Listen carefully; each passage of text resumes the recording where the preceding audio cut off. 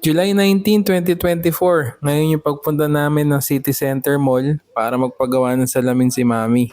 Siyempre, kasama ang buong pamilya. Kaya kung wala kayong ginagawa, tara samahan nyo kami, pasyal-pasyalan na. At paglabas nga namin, grabe yung tirik ng araw. Sobrang init. Parang 47 degrees yata ng araw na to. Pero buti na lang may mga kilala na kaming taxi driver kaya yun, nag-text kami at nagpasundo. Gagala na naman. Gagala na naman. Regular taxi lang muna yung tinawagan namin ngayon kasi dalawa yung types ng taxi dito. Isang regular taxi tsaka isang big taxi. Yung regular taxi, yan yung mga sedan, mga 5-seater. Yung big taxi naman, yan yung mga van, madalas Innova. Taxi nga lang rin pala ang pwede mong masakyan dito. Walang ibang public transportation. At syempre, hindi pwede mawala ang side mirror shot. Pagbaba mo ng taxi, kailangan mo nang maglakad ng mabilis kasi sobrang init ng araw. Summer pa kasi dito. Buti na lang pagpasok mo ng mall, nakatodo na yung aircon nila. Ready sila sa ganitong panahon. Kung mapapansin nyo, wala masyadong tao sa mall nila. Ganun kasi dito kapag tanghaling tapat. Normally, dumadami yung mga tao kapag hapon at paggabi na.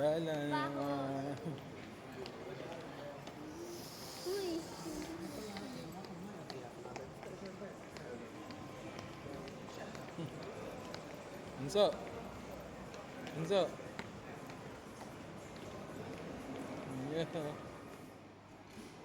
At ito na nga yung shop na hinahanap namin, yung Dubai Optical. Dito magpapagawa ng salamin si Mami. Buti na lang hindi kami mahihirapan makipag-usap kasi yung Opta na nag-assist sa amin, Pilipino rin.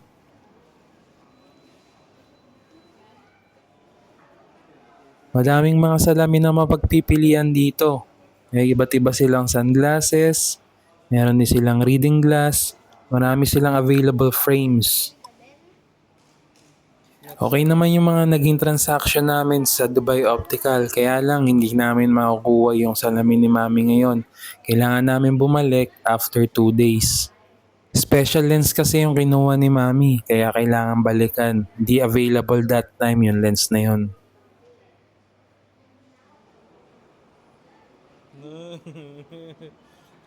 Busy. Sabi ni Star, picturean ko raw muna siya dun sa pangalan niya. At syempre, hindi matatapos ang gala hanggat walang food trip. Kaya to, food trip muna sa Dunkin. O di ba? Kabayan din yung nag-a-assist sa counter. At ito yung mga flavor ng donut nila dito.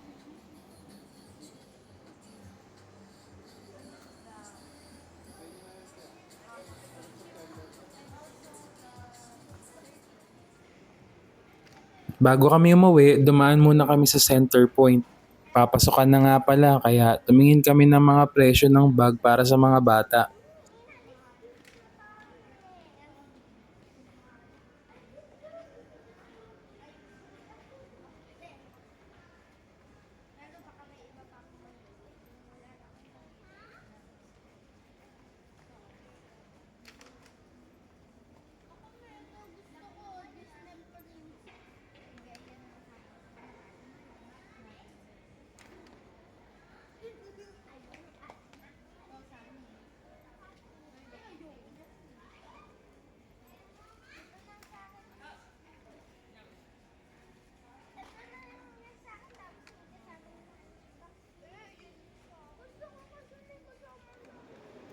Kung mahilig ka sa high-end product, marami ring mga shops dito.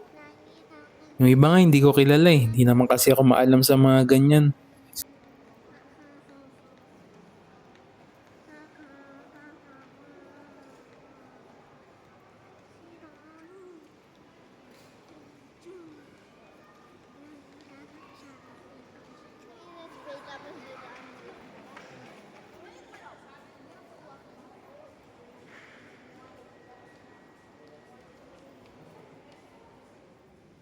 Dumaan nga rin pala kami sa Carrefour. Dito lang din yan sa loob ng city center.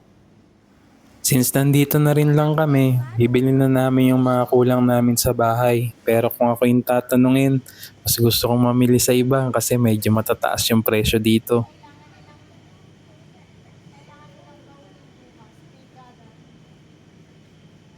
Tinapay.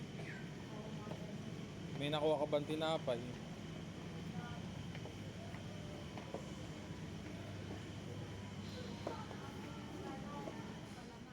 Pinuntahan din namin yung aisle na mayroong mga produkto galing Pilipinas.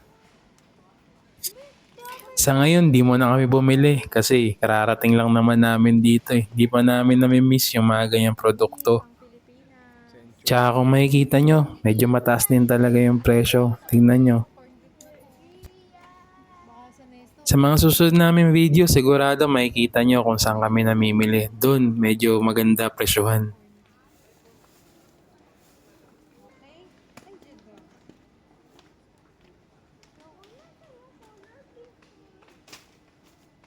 At ito, pauwi na kami. Inabot na rin kami ng gabi. Nga pala, kung umabot ka sa part ng video na to, maraming salamat. Kung nagustuhan mo yung video namin, pa-like and share naman. Kung meron kayong mga katanungan, comment nyo lang sa baba. Subukan natin sagutin yan. At kung trip nyo yung video ng mga OFW family, follow nyo na rin yung page namin. Ingat kayo lagi mga pre. God bless.